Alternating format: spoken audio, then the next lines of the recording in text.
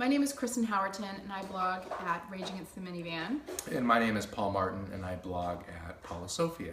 And we are two friends with very different political views. We're trying to have a civil conversation every week during this. And we are civil. We are pretty civil. We are. I think we're very civil. It might warm up, though. I think in the general, it might warm up. Okay, we'll see. Yeah. We'll see. Yeah, I mean, so far I think we're just. It's this conversation. This whole conversation has basically been.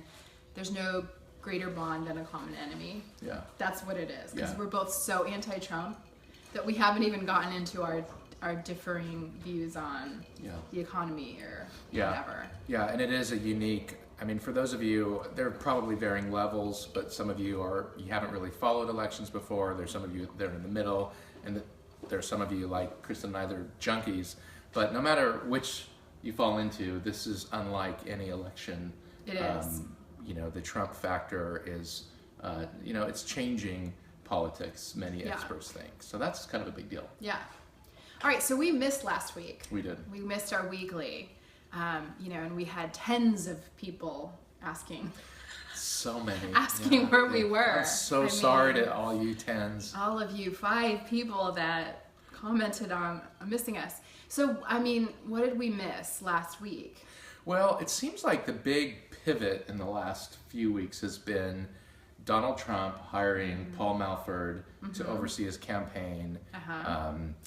And Malford basically cleaning up Donald Trump. I mean, that seems to be the big project over the last couple of weeks. Trump Reform School. Trump Reform School. Totally.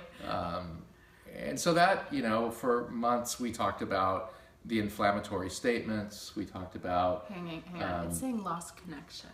Oh, there we go. Oh, we're back. Okay. About, what did you call it? Wifegate and... Yes. Whatever gate, all the various gates from Trump's comments, and it seems, Trump has mellowed out a bit, but in the last few days he's kind of back at it again. But there's kind of a newer Donald Trump under the tutelage of a guy named Paul Malford, who's a smart guy.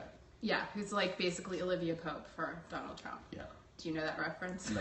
I know. But did you see how I stayed with you? And I had you not asked, it would have looked as though I... There's a show called Scandal. Ah. Okay.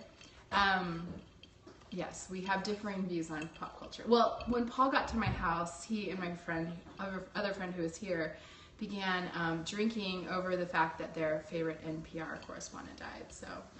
Yes. Right. No, well, I'm. One of my New Year's resolutions was to brush up on my pop culture. Okay. Well, you did meet Katy Perry. Katy Perry, right? Is that who it was? No. Christina Perry. Saying that. It was Christina Perry. Christina Perry. Because you weren't sure. All right. Anyway, back to politics. So I saw a clip of Trump saying he was like. Right now, I'm just kind of going off the cuff, but you just wait. I'm going to be so presidential. I'm going to be so. Right. Basically, I feel like everything with Trump is this promise of like, I will, believe me. Yeah. But nothing is actually. Yeah, and we are seeing some questions up there.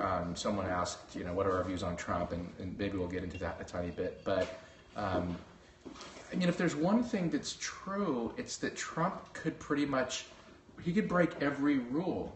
And I've said this before, but there used to be this thing called a political gaffe where, John Kerry, 5 or 6 or 7 years ago, I don't remember exactly when, but he said something about Vietnam or Vietnamese people, and that was it.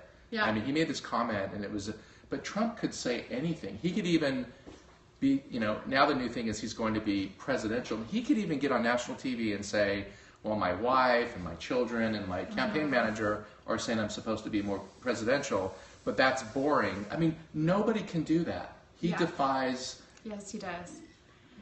Okay, and then now we have Cruz and Kasich teaming up, basically. When have we ever seen this? I'm not sure. 2 sure. opponents teaming up to try to beat the other opponent. Yeah.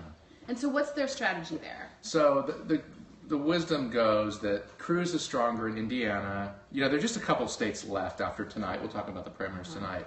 But after tonight, there are just a few states left. I don't know the exact number. But essentially, Cruz has to win Indiana, pretty much. And Kasich, is stronger in Oregon, I think it is, or Washington. I forgot which state. but they're teaming up basically to stop Trump.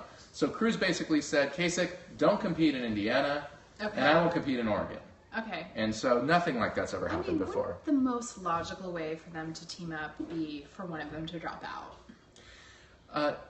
Yeah, I don't completely understand the reasoning behind it. I mean, but I tend to think that there are some remarkably smart consultants trying to deny Trump the nomination who think, I just think Kasich's too smart to stay in for his own ego. I'm not positive, but I feel like he'd be out if it was otherwise. Yeah. At this point. Yeah. I mean, at this point, it's a deny Trump. Trump needs to get 1,237 people to raise their hand and vote for him in July in Cleveland, and there's a movement to try to stop that. Because if they stop it on the first vote, we've said this before, they stop it on the first vote, then all those bound delegates get to vote for whoever they want.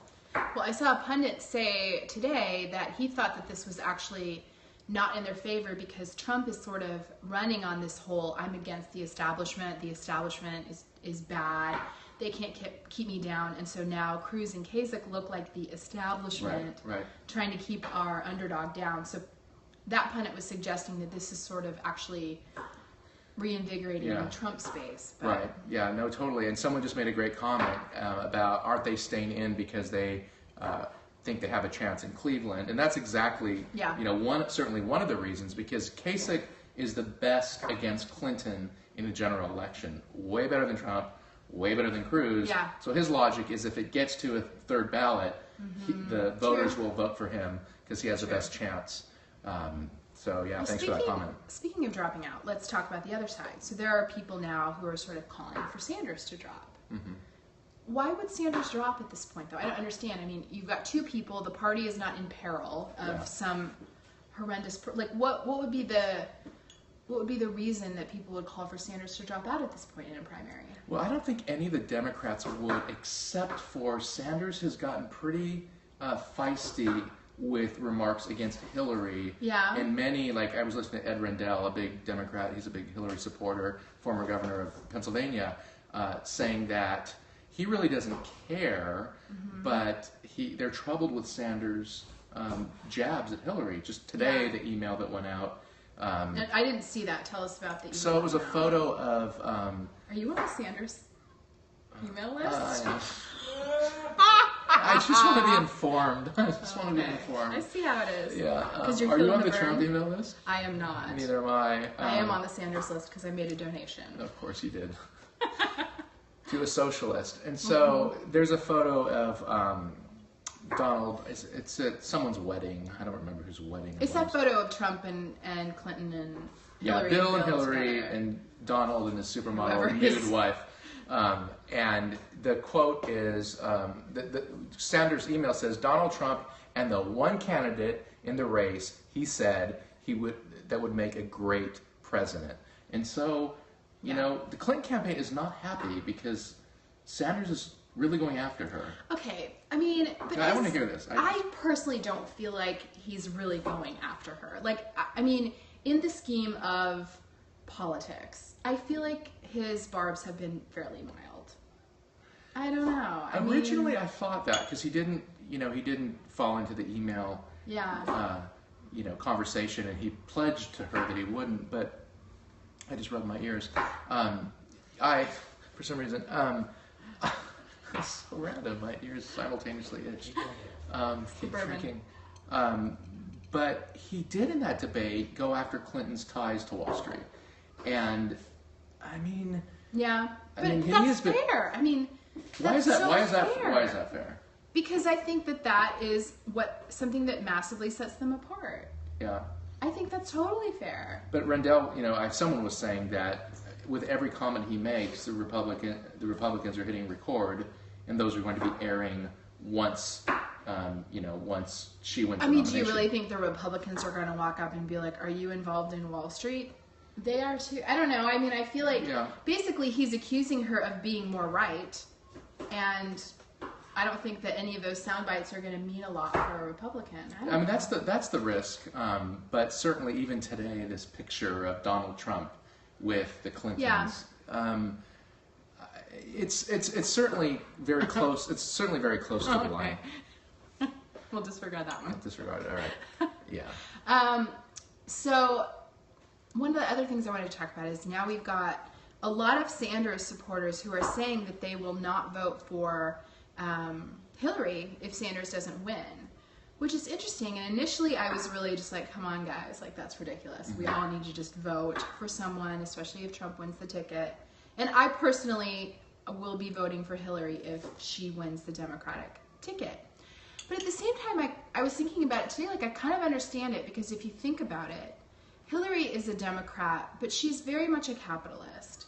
And Sanders is a Democrat, but he's a socialist. I mean, they do really part ways. Yeah. So I kind of see why a Sanders supporter would not be keen to vote for Hillary. Yeah.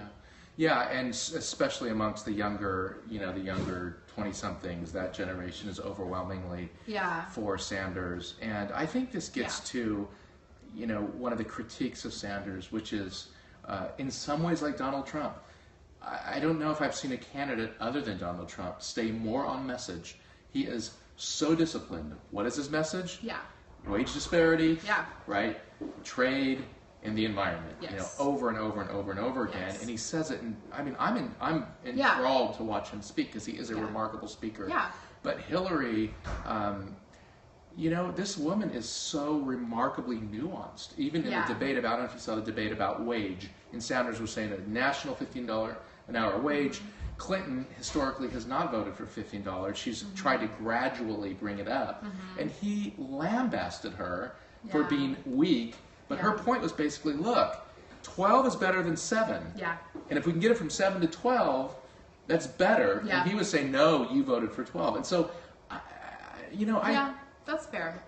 He's very idealistic. And I mean, when he's president, he's going to have to deal with the checks and balances that every president has had to deal with. But and I think his idealism is appealing to, the younger generation. Yeah. I get that. So let's talk about this whole anti-establishment thing, though. Yeah. Because that thing is something that...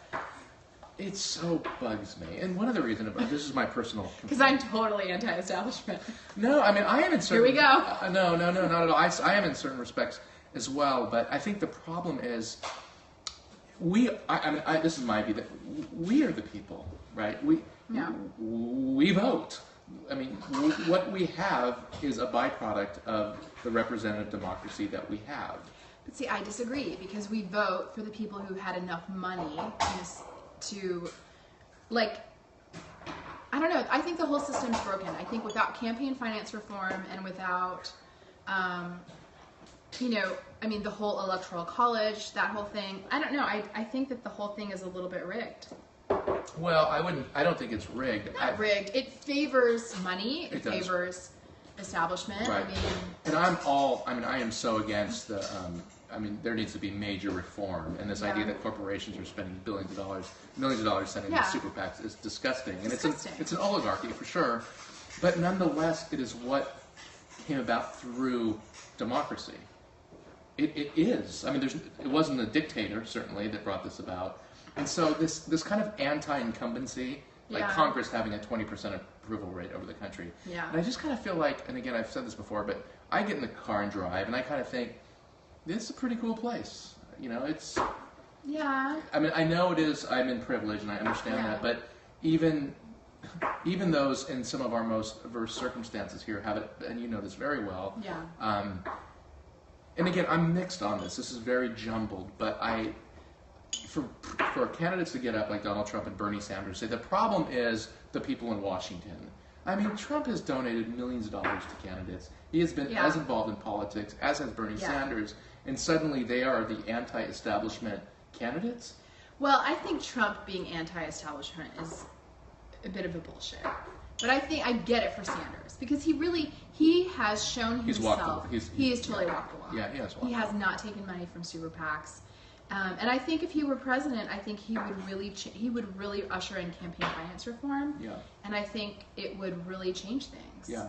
Well, and certainly, I think you said this a few episodes ago, but certainly regarding just the ideal of Sanders' message, the wage disparity. I mean, there is nobody else that's going to champion the real problem of wage disparity. Yeah. Even if he could move the needle 10%, versus someone like Hillary that probably won't move it much. Totally. I agree with you on that. Yeah. Yeah, I don't know. I think we've been hijacked by some crazy people, by some crazy commenters. That's okay though. All right, so I mean, tonight remains to be seen. Last we checked, Trump was up in every one. Yeah, I think Trump. I think they've called every state, and Trump has won them. Sanders won 2. I believe 1 or 2. Yeah. Rhode Island and Connecticut. I think so. Yeah. Certainly Rhode Island. Yeah. So anyway, I mean, yeah, it's interesting. Yeah. So the score on that is that Trump has a lot of work to do to win the nomination. Hillary, they think she pretty much has it wrapped up. Yeah. But if they can stop Trump in, I mean, you have to give someone like Bernie Sanders, and I'm a Republican, but I mean, I give someone like that so much credit. It's incredible that he has done as well as he has. Yeah, and he said my wife does my taxes. I mean, there's just something, and she does. It's refreshing. It's refreshing. Yeah. I find it refreshing. Trump won't turn in his taxes. Yeah. Because he's being audited every year. Yeah. And so there is something about Sanders that I hope. Yeah. I love this country because of people like Bernie Sanders. Yeah, I agree. And the other candidates too, Yeah. to a different extent. Cruz supporters. What about Cruz supporters? What do you think? I don't know. I mean, to me, Cruz seems, it's funny because I feel like Trump is so loud that some of Cruz's issues are overshadowed. Yeah. But I find Cruz to be a little bit scary too. I mean, I think he's a religious zealot. But you are too. And full disclosure, both Paul and I are Christians. We're down with Jesus and that whole thing. But I don't know. I think Cruz just, is a little bit far right in that marriage of evangelical and Republican, and I don't like that combo. Yeah, no, for sure. And he's so despised in Congress. Yeah. Because of his very, very angry views. And again, without 17 candidates that started off on the Republican side, there would be no Donald Trump. Yeah. This is just a truly unique situation. It is. It's remarkable to me, and this is another video, but just how Trump has won so much of the evangelical vote, and you don't get any more evangelical than Cruz. It's bizarre. I mean, his dad's a Pentecostal. I mean, these are like speaking in tongues. Yeah. Full-blown Pentecostals, and Donald Trump is winning the allegiance of so many evangelicals, and he's amoral. I mean, he's essentially amoral. Yeah. And that's another rabbit trail, but it's a big rabbit trail. Yeah, it is. Religion in America. Yeah. It's big stuff. So. Yeah, and I don't think it says great things about.